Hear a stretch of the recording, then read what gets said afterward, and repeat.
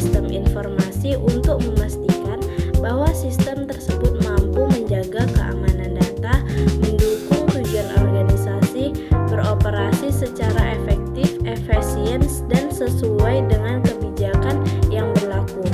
Yang kedua, memastikan keakuratan dan kendalaan informasi. Yang ketiga, menilai efektivitas dan efisiensi sistem.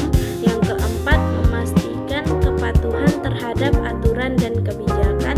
Yang kelima, mengidentifikasi resiko dan kelemahan sistem.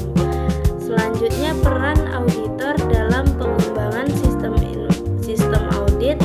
Yang pertama itu melakukan evaluasi terhadap sistem yang digunakan. Yang kedua, mengidentifikasi resiko yang mungkin terjadi. Yang ketiga, memberikan rekomendasi perbaikan sistem. Yang keempat, memastikan pengendalian berjalan dengan baik. Dan yang terakhir, membantu manajemen meningkatkan kualitas sistem informasi.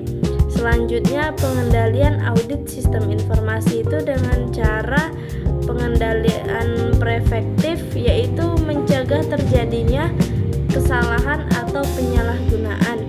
Yang kedua itu pengendalian detektif, yaitu mendeteksi kesalahan yang telah terjadi. Yang ketiga, pengendalian karaktif, yaitu memperbaiki kesalahan yang ditemukan. Dan yang keempat, pengendalian akses, mengatur hak akses pengguna. Yang kelima, pengendalian backup dan recovery, yaitu menjaga data tetap aman saat terjadi gangguan. Selanjutnya, resiko yang terjadi dalam audit sistem informasi. Yang pertama itu bisa kehilangan data, yang kedua kebocoran informasi, yang ketiga serangan siber atau malware, yang keempat kesalahan manusia, yang kelima penyalahgunaan hak akses, dan yang keenam kegagalan perangkat keras atau perangkat lunak.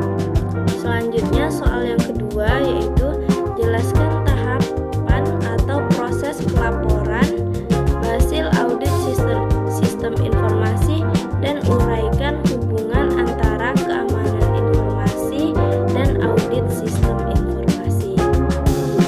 Saya akan menjawab pertanyaan yang kedua, yaitu tahapan pelaporan hasil audit sistem informasi itu dengan perencanaan audit.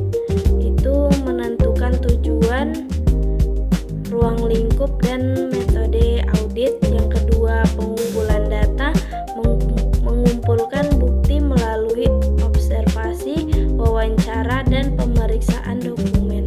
Yang ketiga itu ada analisis temuan. Analisis temuan itu mengevaluasi bukti dan mengidentifikasi kelemahan sistem. Yang keempat, penyusunan laporan, menuliskan temuan, dampak, dan rekomendasi perbaikan. Selanjutnya yang kelima, penyampaian laporan, menyerahkan hasil audit kepada manajemen. Yang keenam, tindak lanjut, yaitu memastikan rekomendasi telah ditentukan. Hubungan keamanan sistem informasi dengan audit sistem informasi. Keamanan sistem informasi bertujuan melindungi kerahasiaan, integritas, kesediaan data. Audit sistem informasi berfungsi untuk menilai apakah pengamanan tersebut telah berjalan dengan baik. Dengan audit, organisasi dapat mengetahui kelemahan keamanan dan melakukan perbaikan untuk mengurangi resiko. Soal yang ketiga, sebuah organisasi mengidentifikasi resiko tinggi pada sistem mereka tetapi tidak mengalami insiden selama bertahun-tahun. Faktor apa yang mungkin mencegah resiko tersebut terrealisasi, dan bagaimana hal ini dapat mempengaruhi penilaian resiko?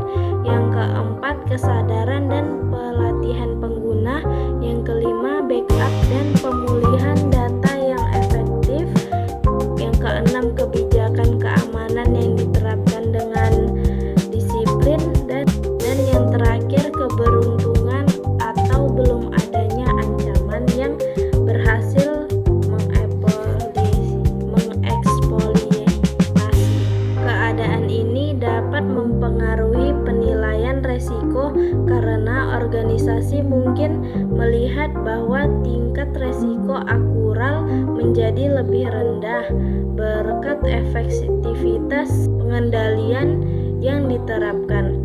Namun, resiko tersebut harus diperhatikan karena ancaman dapat muncul kapan saja apabila pengendalian tidak dijaga dengan baik. Oleh karena itu, penilaian resiko harus dilakukan secara berkala dengan mempertimbangkan kemungkinan terjadinya resiko, dampak yang ditimbulkan secara efektivitas pengendalian yang telah diterapkan.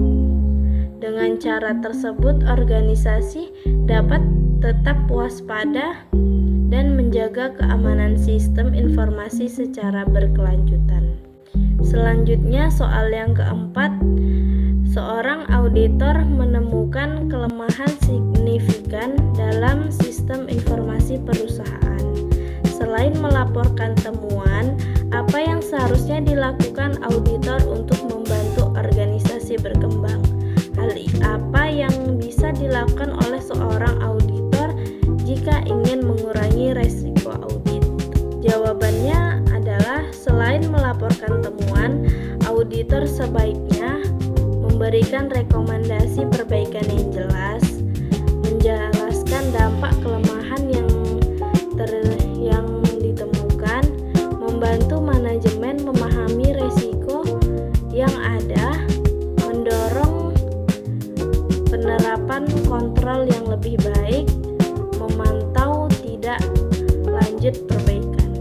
Yang dapat dilakukan auditor untuk mengurangi resiko audit yaitu dengan meningkatkan pemahaman terhadap proses bisnis, mengumpulkan bukti audit yang tepat, menggunakan metode audit yang tepat, menjaga independensi dan objektivitas, mempengaruhi pengetahuan mengenai teknologi dan keamanan informasi, melakukan komunikasi yang baik dengan pihak terkait, dan melakukan pengujian dan verifikasi secara menyeluruh. Selanjutnya, soal yang kelima, yaitu dalam melakukan prosedur audit internal akan ada banyak kendala yang ditemukan dalam prosesnya. Jelaskan kendala apa yang mungkin ditemukan dalam proses tersebut dan bagaimana mengatasi setiap kendala yang terjadi. Minimal itu 10 kendala. Jawaban nomor 5, yang pertama itu kurangnya dukungan manajemen. Cara mengatasinya melakukan komunikasi dan sosialisasi pentingnya audit.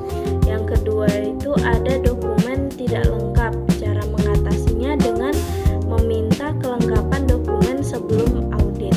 Yang ketiga, keterbatasan waktu.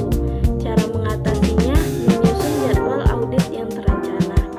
Yang keempat itu ada kurangnya sumber daya manusia auditor. Cara mengatasinya menambah personel atau pelatihan auditor. Yang kelima itu ada kurangnya kompetensi auditor. Cara mengatasinya dengan mengikuti pelatihan dan sertifikasi. Yang keenam itu ada registrasi dan karyawan, dan cara mengatasinya memberikan pemahaman tujuan audit. Yang ketujuh ada data sulit diakses. Cara mengatasinya menetapkan prosedur akses data yang jelas. Yang kedelapan itu ada sistem informasi yang kompleks. Cara mengatasinya melakukan pemetaan proses dan sistem. Yang kesembilan itu ada bukti audit tidak memadai. Cara mengatasinya mengumpulkan bukti dari berbagai sumber. Yang ke-10 itu ada gangguan teknis saat audit. Cara mengatasinya menyiapkan rencana cadangan. Sekian video UAS audit sistem